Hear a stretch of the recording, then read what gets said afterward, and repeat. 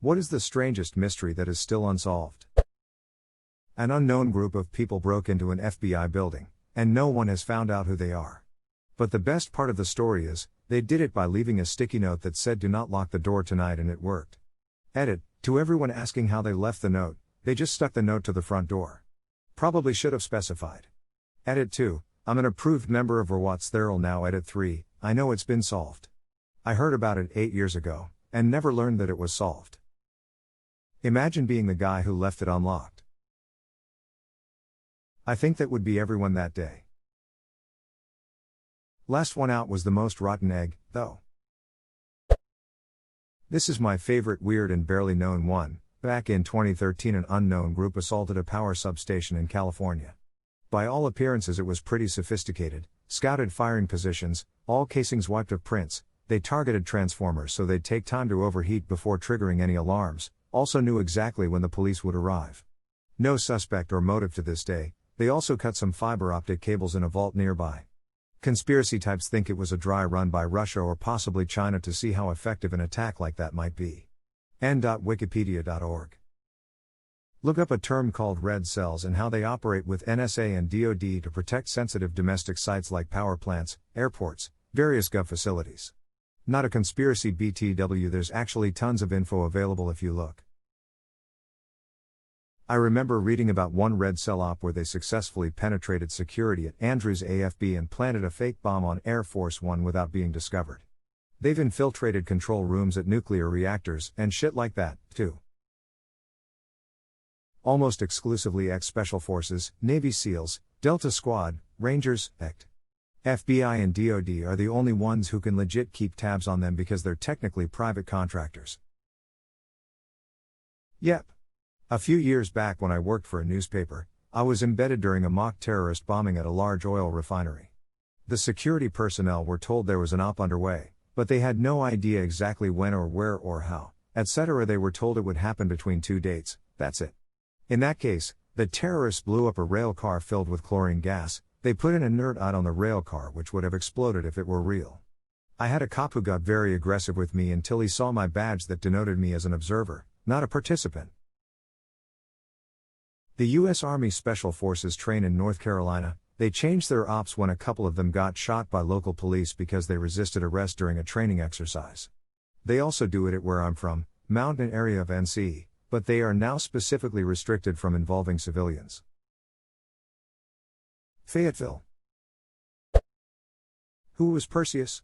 From 1943 to 1946, the Soviet Union had a high-level spy in the Manhattan Project. Codenamed Perseus, this spy was a scientist at the White Sands Missile Testing Site in NM, and the main research facilities in Los Alamos. Perseus saw pretty much the entire project start to finish, giving the Russians everything they needed to get to work on their own bomb. The fact that they were able to do so within 4 years of the end of World War II when their nations was still devastated is proof positive that Perseus helped a great deal.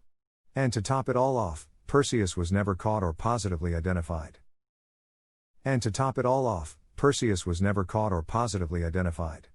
That we know of. I don't think the US government would be keen to share the name of the person that sold out all their advancements to Russia. That's right. It could be embarrassing. Or the US could have assassinated him. Or the US could have turned him and work as a double agent.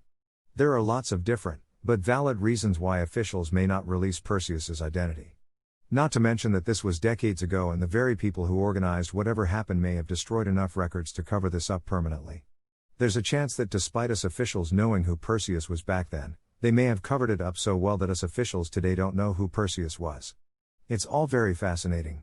There's also the chance that us officials simply never found out because Perseus was such a damn pro. What on earth happened to the Tromp family? So it's this Australian family who owned a berry farm. Somehow Mr. and Mrs. Tromp and their 3 grown kids developed the belief that they weren't safe and they needed to flee their farm without cell phones or anything traceable, credit cards, etc. It sounds like the oldest son wasn't sold on whatever it was that led them to flee. He brought his phone, but eventually it got tossed from the car. He ended up bailing first and taking a train home. From there the rest of the family slowly separated and suffered various degrees of emotional breaks. The 2 girls stole a car. Somehow they got separated and one made it home, but the other was found on the floor in the backseat of some guy's car in a catatonic state. He spotted her after he started down the road.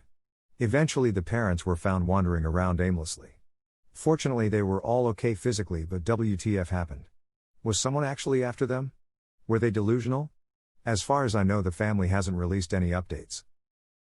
Just read about this through the article you shared. How have all those involved, the family, police, medical professionals, remained so mum on what happened? I get the impression they really don't understand themselves. I don't know what the legitimacy of full do is, but it seems reasonable that they all got wrapped up in the paranoia. Like if someone is creeped out, and then you get creeped out too. And then all this stuff happens really fast, and after you're just like, wait, what the duck?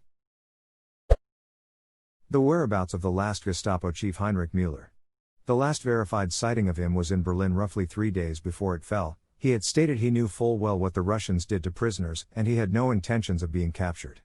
As chief of the Gestapo, he more than likely had access to foreign documents as well as ways to replicate them. Both the CIA and the KGB spent time looking for him, but no trace has ever been found. He probably went to Argentina like the rest of the Nazis. I briefly dated a Brazilian girl that was very German looking. Turns out her dad's side was German and fled to Brazil. Her grandfather was part of the SS. Asha degree. Girl leaves her house in the middle of the night during a storm and disappeared. The only problem is that she was terrified of thunder and lightning and had no motive for leaving because her home life was fine. Then her clothes and backpack were found a year later in an abandoned construction site. Is this the girl wearing all white that they think is buried in a parking lot? No, she ran away during the early hours of the morning during a massive storm. She was spotted on the side of the highway but ran into the woods when anyone stopped. She had apparently packed a bag with some clothes and books, which was found buried miles away from her home. She seems to have spent some time in an old shed, evidenced by candy wrappers. Fascinating case, and one that keeps me up at night. Why would drive a little girl to take off from a loving home into the night in the wind and rain in February? Was she meeting someone? Was she groomed? Unfortunately, the case did not generate much popular interest at the time. This case is so strange to me. Did you see the photo of the little girl they released that was found with the candy wrappers? They think she had it in her backpack but don't know why. So many strange details to that case. The USS Cyclops. A coal ship. Disappeared with 306 men. The largest U.S. Navy loss of life that didn't involve combat. n.m.wikipedia.org. Of the 4 built, 3 sank without a trace. Sounds like you could solve this mystery by making a model of the ship. They tried that, but it sank without a trace. Nice try, Netflix. You have to find interesting unsolved mysteries yourself. The suicide of Ellen Greenberg. 27 stab wounds in different areas of the body. Edit, 20 stab wounds, 27 was her age at the time of death. Thanks for correcting UCMart 4165. Suicide stabbings are so ridiculous. Teresa case from Denmark in 2003, where a woman was found dead by her husband, who called the police and said she had killed herself. She was on the bedroom floor next to a broken lamp, her wristwatch was torn off and her panties pulled down, and she had 179 stab wounds. Because it was a Sunday, they had to call in a criminal assistant on his off day, and he deemed it a suicide, because she had a history of depression. Will the Delphi murders ever be solved? Who was the man on the bridge behind them? Edit, oh my goodness, my first gold thingy awards, thanks. Edit 2, here is a source. Elo Green does a good write-up over at True Crime discussion, although I don't think it's been updated. www.reddit.com True Crime discussion comments 64 GXK0 Delphi murders write-up overview and theories. Which of the 3 astronauts aboard Apollo 10 was responsible for the floating turd? Who pooped the bunk? That one time when the PM of Australia went to the beach. It even coined the term "do the Harold Holt" when you leave suddenly or without letting anyone know. Australian version of going to get some milk. What happened to Brian Schaffer? This happened in my hometown. This med student went to a bar with friends and then fully disappeared off the face of the earth. Edit, the podcast True Crime Garage has an incredible series on this case. The hosts are both from Columbus and around Brian's age. They talk through the whole case in depth, and they also have a few guests that they talk with as well. Yes. How the hell did he make it out of that bar without being seen? And after losing his whole family under sad circumstances, I hope his brother gets the chance to learn what happened to Brian.